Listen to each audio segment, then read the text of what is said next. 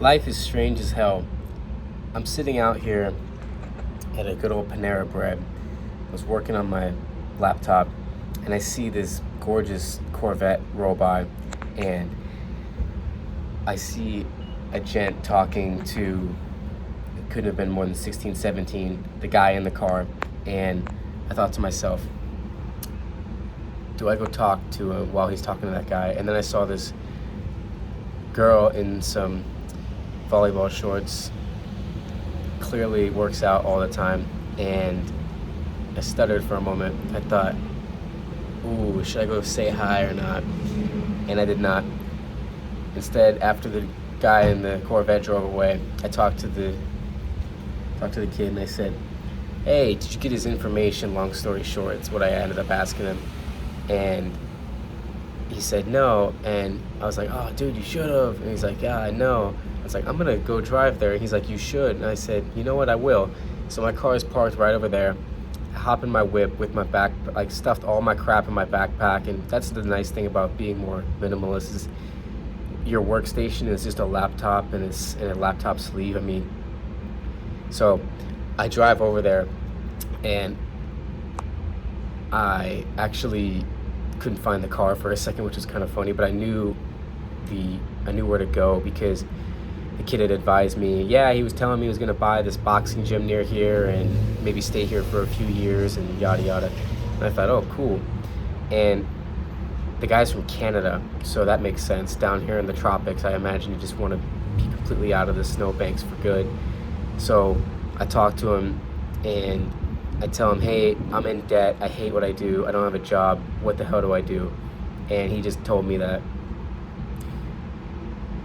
take things relatively slow. If you go too fast, you'll end up crashing, or you want to blow your head off, which essentially means you just, yeah, I mean, that was pretty dark, but it's pretty true. You work yourself literally into the grave, or you just get literally suicidal thoughts, because your brain is just so sapped of anything, because you're spending all of your energy just obsessed about work and life. If that's all it's going to be, the mind just comes up with this narrative of, well, you know what, if this is all life is and you're this miserable, we might as well escape, because we can't take 40 to 50 years of this. And that's a whole other discussion on what conscious is. Does your mind actually know that the body is going to live 40, 50, 70 years in the future?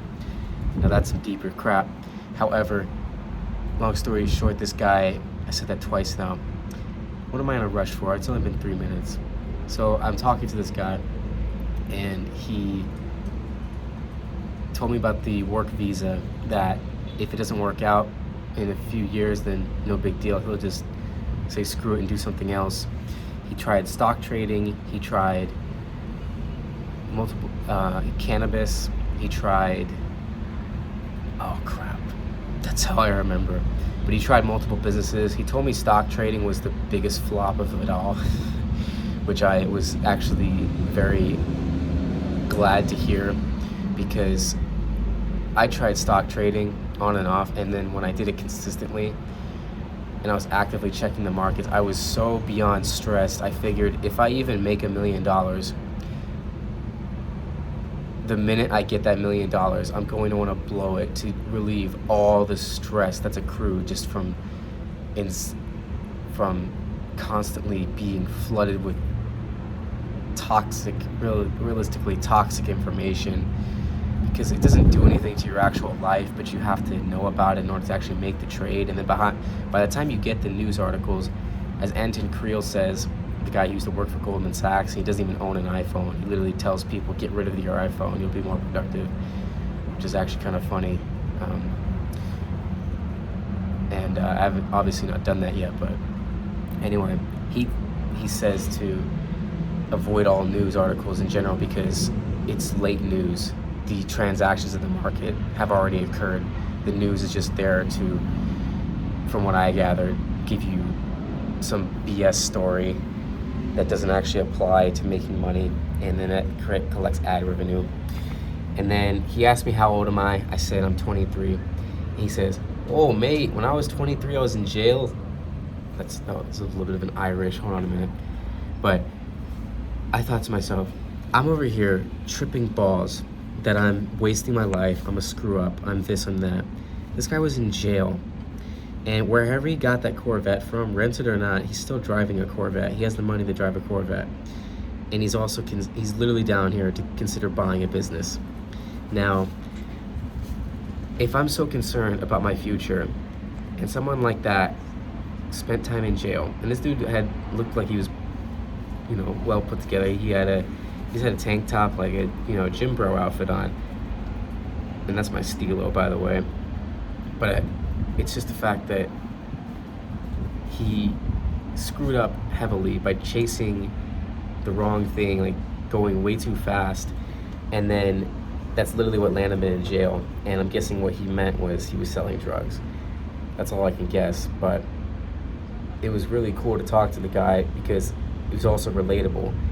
He was very amiable, approachable, not cocky at all. Just classic nice Canadian, and fit as well. Kept himself in shape. And he just literally, he gave me his time. He could have just said, "Nah, kid, I have to go inside." And he actually ended up being a little bit late for the meeting, just because he probably knows he exactly knows what it's like to be my age, and just feeling like, well, shit, what do I do? And another cool note of everything, money, I don't want to make that the sole topic of this video, because he also had a good insight about, he just believes social media corrupts the mind. That's something I turn it all off. I haven't checked my social medias consistently in 5 months.